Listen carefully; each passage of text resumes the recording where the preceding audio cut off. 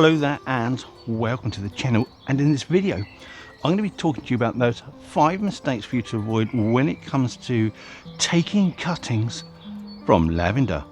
I'm going to go through the 5 and then I'm going to go through the process of taking cuttings from lavender so you'll know everything you need to know about doing this without losing any in the process.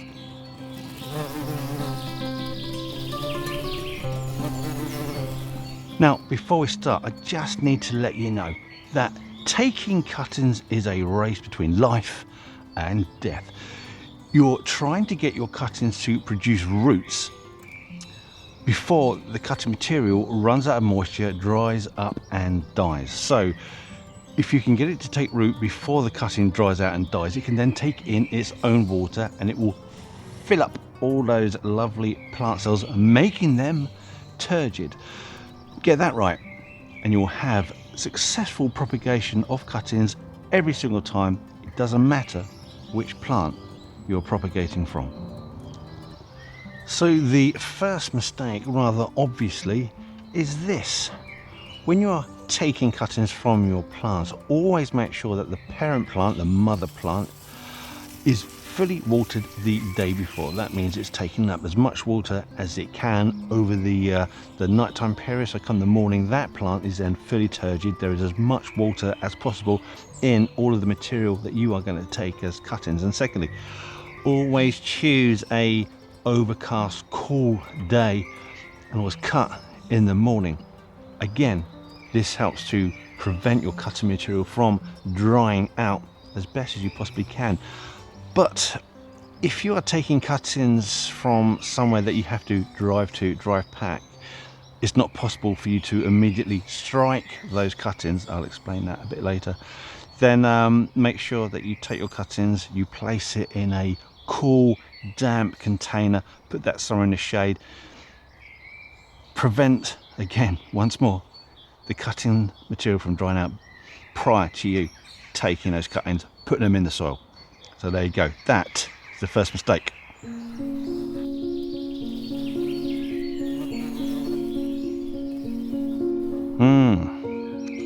The second mistake is this. Don't forget to sterilize your cutting blades every time you start taking cuttings. You might be aware that lavenders can be prone to root-borne, soil-borne fungal infections that can get into the plant itself. The whole thing will start to wilt, look shocking. Do not take cuttings from that. Even if you're taking material from what looks like a healthy part of that plant, it will still have the infected spores inside it, and you'll be transferring it from infected sap when you cut it, which will be on the blade, and when you cut your next plant, you're transferring the infected material into the vascular system. That's where all the water and the nutrition travels around of the other plant. So you'll just start from one infected plant. All the other plants will then have that possible infection inside it. Just don't do it. Always make sure these are sterilized first. You can either use a rubbing alcohol, you could use disinfected wipes, these aren't bad, or you can make your own mix of water and bleach. Always check online, make sure to get the right dosage. And if you've got a gas hob, you can just heat up the blades, sterilize it that way. So always sterilize. Never take cuttings from infected, sickly looking plants.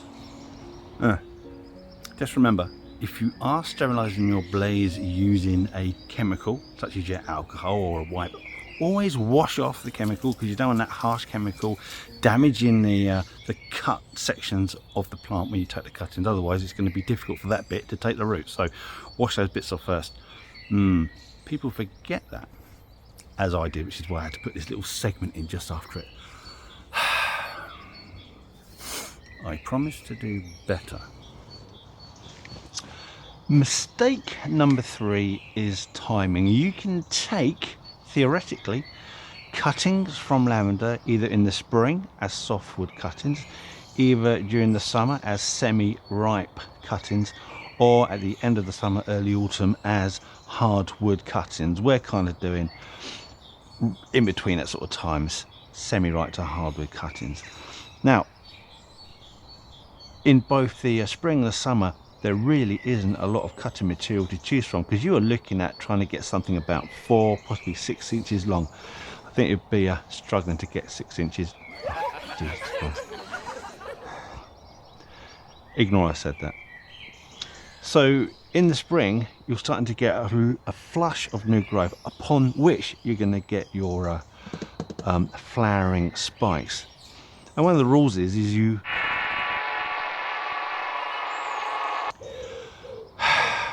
so in the spring you tend to get a smaller amount of flushing growth, and then the plant will redirect its energy into producing its bloom. So you're not going to get these big extending sections of stem to take cuttings from.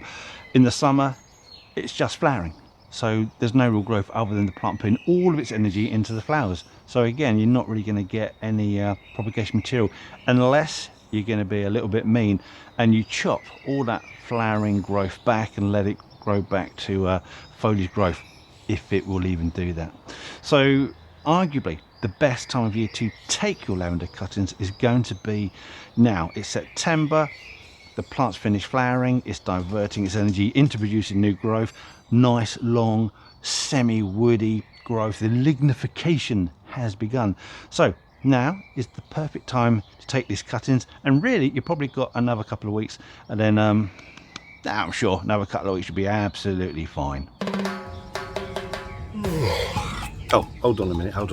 If you're finding this video useful or even just mildly amusing, then don't forget to click the thumbs up, press on that subscription, and if you want to be notified of whenever we release a new video, then click on that notification bell.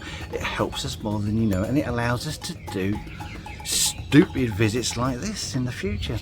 Anyway, let's continue to find out what old boiled butt has to say. Put my bloody glasses back on. Too hot, too sunny. It's too lovely. Mistake number 4 is to take cuttings which have flowering tips on it or blooms on it, or the new stems that will have blooms on it. Just don't do that. And I don't just mean for lavender, I mean for all propagation material on all plants. Whenever you take propagation material from flowering buds on top of your stems, the plant tends to redirect all its energy into producing the flowers. It really resists trying to root. It is quite difficult. I'm not saying it's not possible, but it makes things so much harder. So never use wood with initiated flowers on it. Never do it. It doesn't work.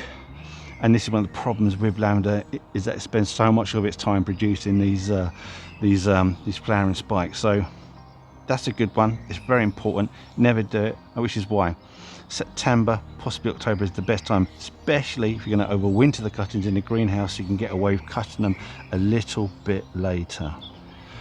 Mistake number 5 is to forget about this issue of the cutting material drying out. Once you've taken your cuttings, make sure they're placed somewhere which has a high humidity environment surrounding it. So quite often they'll either be struck into pots, put into modular trays, however you want to do it, but then a lid of some sort is then put on the top. Plant's watered, lid goes on top, and then the humidity within the inside the container with the lid on it helps to keep the plant from drying out. It's so important. You can't just stick it in some soil, put it in the ground, expect that to live. That will just dry out. High humidity, reducing water loss in the cutting material is absolutely paramount. You do that, and again, you're halfway there. Really, really good. So that's the 5 mistakes quickly covered, but I haven't shown you how to do it yet. Let's get on with that now. So your lavender blooms are coming to an end. Their colours have faded and nectar production is near an end now that the majority of flowers have been pollinated.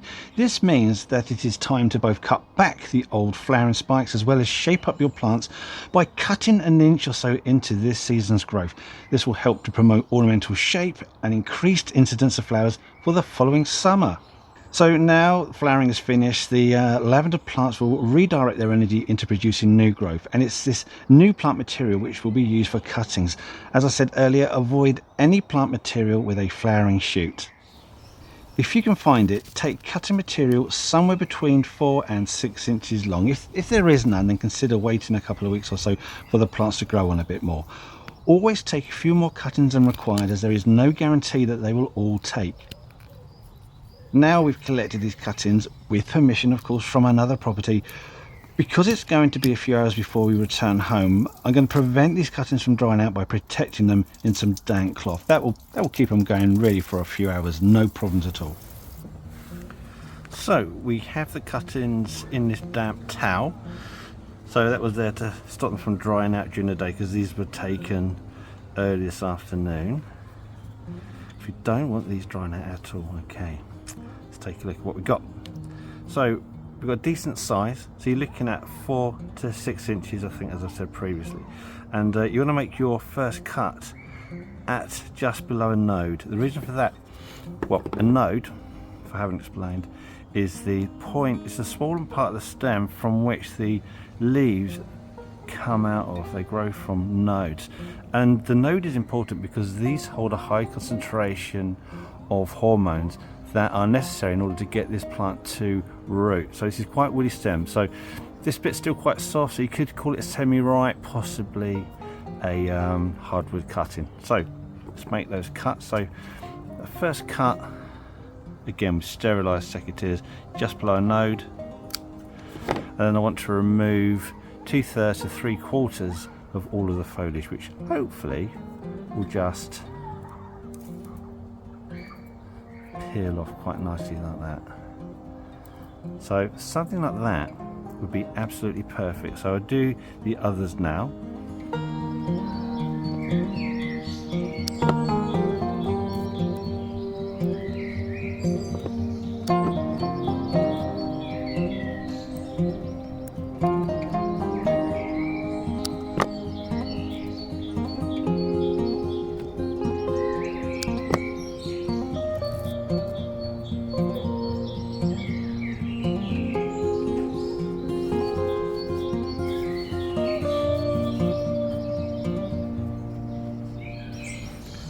So we are ready to strike our cuttings. I've chosen a terracotta pot because I like to think that you get a better take with porous terracotta pot, old school. And this is a seed and cutting compost, so it's got better drainage than you would in a regular multi-purpose compost, which you could probably use for this. And it's got less nutrition in there because it's just not required when you're taking cuttings. So this is ready to go. You can always make your own seed compost if you don't have any available. Just use yourself a multi-purpose compost and do a ratio mix of 2/3 of your multi-purpose compost and 1/3 horticultural grit or grit sand or vermiculite, perlite, whatever is good horticultural grade compost. So we're going to strike these first, and striking means you're placing the cutting into the compost. And you can do that with lavender, it's not really a problem, but I'm going to belt and braces this one by using some rooting hormone powder that you, well, not powder, this one's a gel. You can use a powder or a gel, either one, it doesn't matter. It's got rooting hormone in it, and you just need to get that on the cut surface and put that in. Now, because you've got a product on the cut surface, you don't want to wipe it off as you put it in to the compost, so you're going to use a dibber. Well, I'm using a pencil, but if you're posh and fancy like Monty Don, then a dibber it will be, probably gold plated. So, rooting hormone. Like I say, it's just a little dip. It's just, there you go, just a little dip on the end, perfect. And then you want to get that in the soil without rubbing it off on the sides. So I just need to, you know what, I'm not happy with that. I want that deeper, because I want all this stem in the soil and just that on the top. So let's start again. Stunning. If you notice, I put it on the very edge of the pot. They just seem to take better on the edge than they do in the middle of the pot. I've just touched it with my finger. Oh my goodness me.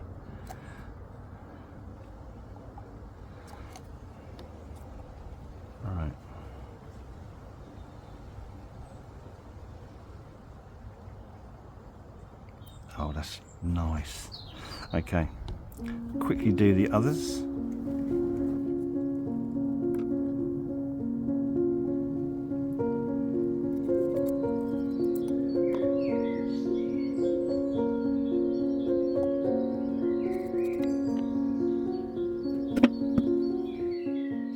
All you do now is water them in.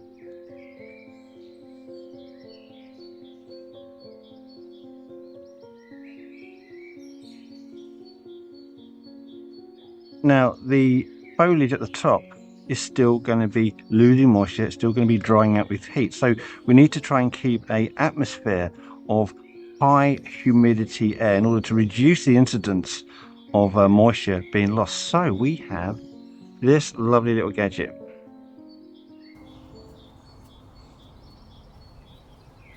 So there you go, in 6 to 8 weeks this should have taken root. So for now this will go into the greenhouse and just settle. I don't need to do anything else with it, I don't need to water it, it will just sit there in its bubble. And then let me show you, as I've done with this rosemary plant, you start to see all the new growth coming through, and at the base underneath you will see roots starting to show through. So this is now ready to be taken out, split into its constituent parts, which is for rosemary, and these can be potted on again, put in the greenhouse, and next year these can be planted out into their final position. So there you have it, my 5 mistakes for you to avoid when it comes to growing lavender from cuttings. And if you've got any other great tips, and we would love to hear from you, put that into the comments section, and that way you can share that information around. Anyway, thanks for watching. I'll see you in the next video. Goodbye. Right, now just before you go, if you want to see more content, more behind the scenes stuff, and images that I've taken of some weird freaky plants over the years, then you're in luck, because we've created an Instagram page. So you can find the link in our description, you can find the link on our main page, and if I'm clever enough I might be able to get a link somewhere up there. Anyway, thank you for watching, and if you want to see more YouTube stuff, then check out this video here. That's quite a good one. And if it doesn't float your boat, then another one right there. And enjoy these while I've still got the strength, imagination and aptitude to make them. Thank you for watching. Goodbye.